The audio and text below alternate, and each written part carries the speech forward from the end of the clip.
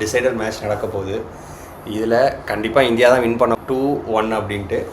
இதுக்கப்புறம் ஒரு 6 மாதம் கழித்து தான் விராட் கோலியையும் ரோஹித் சர்மாவையும் இந்தியன் ஜெர்சியில் பார்க்க முடியும்.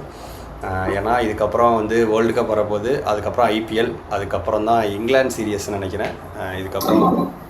இதுக்கப்புறம் ரோஹித் சர்மாவையும் விராட் கோலியும் ஒரு 6 மாத காலம் இந்தியன் ஜெர்சியில் பார்க்க முடியாது. ஸோ இந்த மேட்சை எல்லாருமே என்ஜாய் பண்ணிக்கோங்க. ரோஹித் சர்மாவோ விராட் கோலியோ ஒரு அதிக ரன் அடிக்கணும் அப்படிங்கிறது ப்ரே பண்ணிக்கோங்க.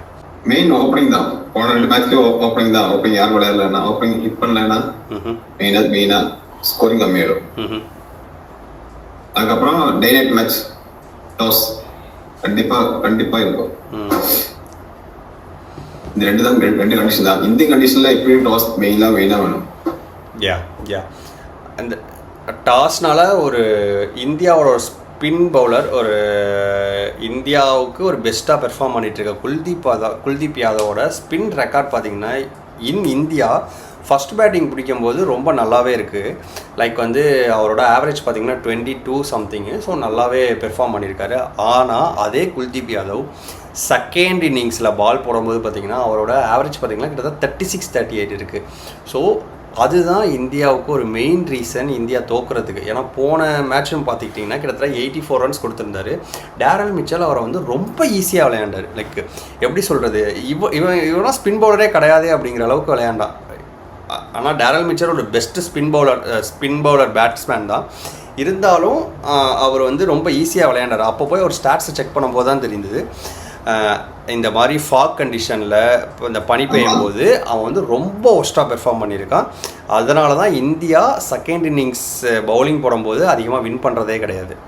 கண்டிப்பாக இந்திய பிச்னாலே ஸ்பின்னர்ஸ் தான் மெயினாக வேணும். ஒரு ஸ்பின்னர் போல் போடலனாலே போச்சு, அவ்வளோதான். எப்போ ஜட்டுவை நம்பி இருக்க முடியாது. எப்போ ரெண்டு ஸ்பின்னர்ஸ் பேர் வேணும். அதனால தான் மெயினாக போச்சு. Yes. And one more thing வந்து பார்த்திங்கன்னா, இதே குல்தீப் யாதவ் வந்து அவுட் சைடு இந்தியா வந்து சூப்பராக ஃபஸ்ட் இன்னிங்ஸை விட செகண்ட் இன்னிங்ஸ் நல்லா போட்டிருக்காரு. அது ஒரு ஆடட் அட்வான்டேஜ் தான். ஏன்னா 2027 வேர்ல்டு கப் வந்து சவுத் ஆஃப்ரிக்காவில் தான் நடக்க போகுது. அதனால் குல்தீப் யாதவ் வந்து எஃபெக்டிவாக தான் இருப்பார். பட் இந்தியன் கண்டிஷனில் அவர் இன்னும் நல்லா பெர்ஃபார்ம் பண்ணணும். இன்கேஸ் செகண்ட் பேட்டிங் இருந்துச்சுன்னா அவருக்கு ஓவரை கம்மியாக கொடுத்துட்டு ஒரு ஆல்ரவுண்டர் தான் ப்ரிஃபர் பண்ணணும். இந்த இடத்துல தான் நான் இன்னொரு பாயிண்ட் கேட்க விரும்புகிறேன். இந்தியன் டீமில் பல ஆல்ரவுண்டர் இருக்காங்க, இருந்தாலும் அந்த ஹர்திக் பாண்டியா அளவுக்கு ஒரு இம்பேக்ட் கொடுக்குற அளவுக்கு ஒரு ஆல்ரவுண்டர் இல்லையா அப்படின்னு எல்லாத்தையும் நினைக்க வச்சிருச்சு. ஏன்னா அவர் கொடுக்குற இம்பேக்ட் வந்து ஒரு 148+ போடுவார்.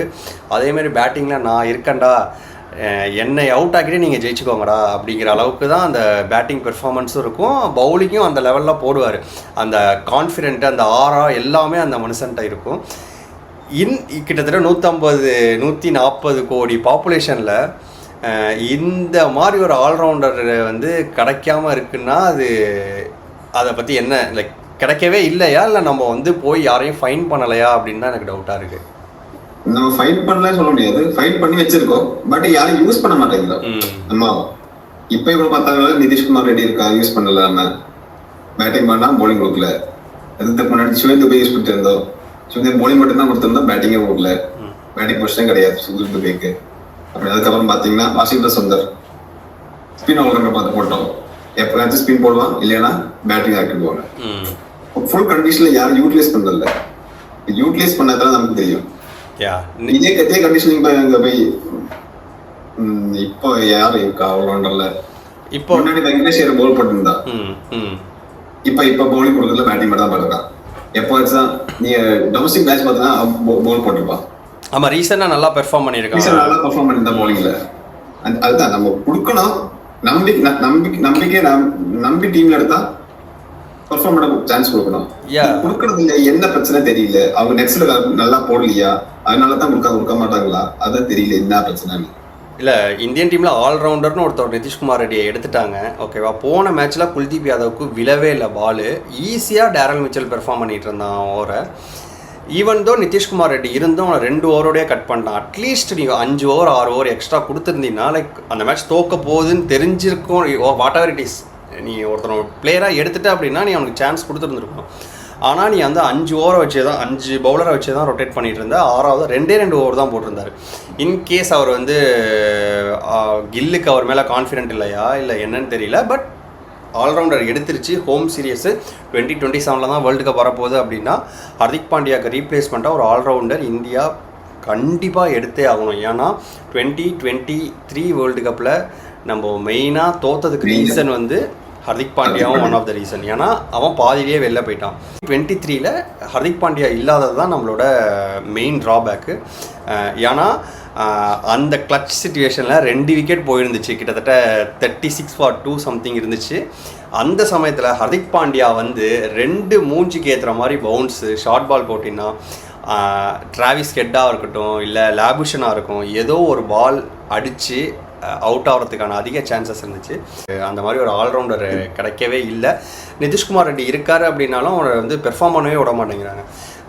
ரூட்டு, ஸ்டோக்ஸு, இதுமாரி பெரிய பெரிய ஜாம்பவான்கள்லாம் ஆஸ்திரேலியாவில் போய் செஞ்சுரி அடித்ததே இல்லை. ஆனால் இந்த மனுஷன் மொதல் சீரியஸ்லேயே போய் செஞ்சுரி அடிக்கிறான். So he have a capability to do all these things. ஓகேவா? ஸோ அந்த கேப்பபிலிட்டி இருக்குது. பேட்டிங்லேயும் பெர்ஃபார்ம் பண்ணுவான், பவுலிங்லேயும் பெர்ஃபார்ம் பண்ணுற ஆள் தான். ஸோ சான்ஸ் கொடுத்தா தான் சச்சின் டெண்டுல்கர் அதே மாதிரி தான் சான்ஸ் கொடுத்துட்டே இருங்க.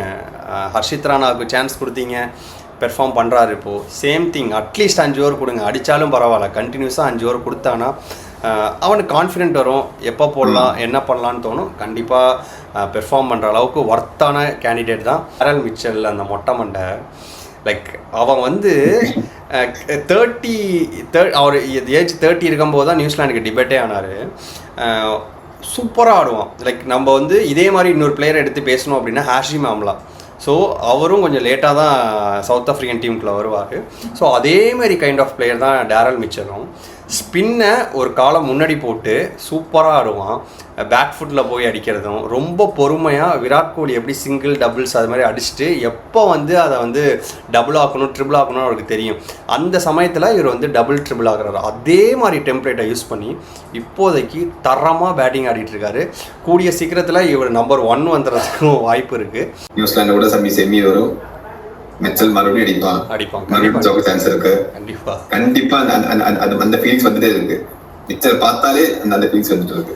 அது இந்தியானா போதும். ஒரு காலத்தில் சல்மான் பட் இந்தியானா செஞ்சுரி அடிப்பான், அதுக்கப்புறம் டிகாக் இந்தியானா செஞ்சுரி அடிப்பான். இப்போ அந்த வரிசையில் டேரல் மிச்சல் இந்தியானாலே அடிப்பான்டா அப்படிங்கிற மாதிரி அடிச்சிட்டு இருக்காரு. நல்லா பெர்ஃபார்ம் பண்ணிட்டு இருக்காரு. ஐ ஹோப் வந்து டாப். இந்தியா நல்ல ஆவரேஜ் இருக்கு. இந்தியா கூட நல்ல ஆவரேஜ் இருக்கு, நல்ல பெர்ஃபார்ம் பண்ண நல்ல ஆவரேஜ் இருக்கு. கண்டினியூஸா எல்லா மேட்ச் விளையாடிட்டு இருக்கான். ஆமாம். ஏன்னா இந்த 3rd மேட்ச்லேயும் கண்டிப்பாக நல்லா பெர்ஃபார்ம் பண்ணுவான்.